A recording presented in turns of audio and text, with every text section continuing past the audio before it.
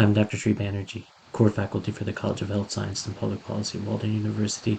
In this segment, what I wanted to do is go over the full moon that is occurring on May 5th, 2023 at the time of 1:33 p.m. Eastern Daylight Time. This is important since the fact is that when you have the alignment with the sun and the moon opposite each other, then you have the full moon, and this happens to be the flower moon, and the moon has an eclipse along with it as well. So a lot of times, the uh, effect that you feel or humans feel are 3 times as much as they would feel normally from full moon.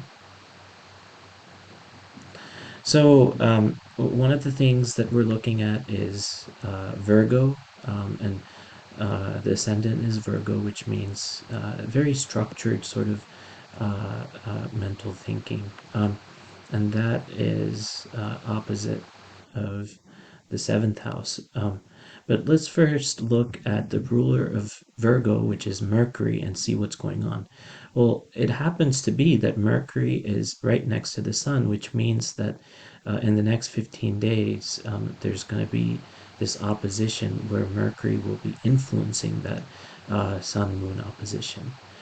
Also, Jupiter will enhance all of these effects, all of the full moon effects, which means the effect that you would have felt from a eclipse is even further enhanced with the with Jupiter there. So this is all going on in the ninth house, which is somewhat known as the house of education, and they're also conjunct with the midheaven.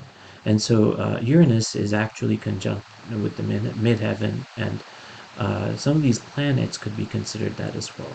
And the midheaven is where all of the activities, for instance, education, and all of the relational activities finally come to fruition and appears into the public eye. And then in the 11th house, there's Mars. There's ignition of collaborations, things like that.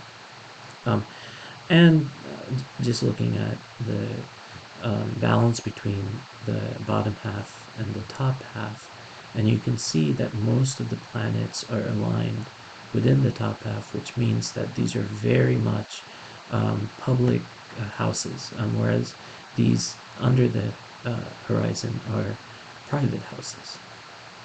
Uh, so that summarizes everything. We can talk about the ruler of Taurus, which is Venus, and the ruler of Scorpio, which is Mars or Pluto, depending on the tradition that you're following. So the Venus being right in Venus being right here on the 10th house means that there will be a connection there as well between the ninth and the 10th. So that wraps up all that is going on within the heavens for the next 2 weeks, and we'll find out then what is in store. Thank you for listening.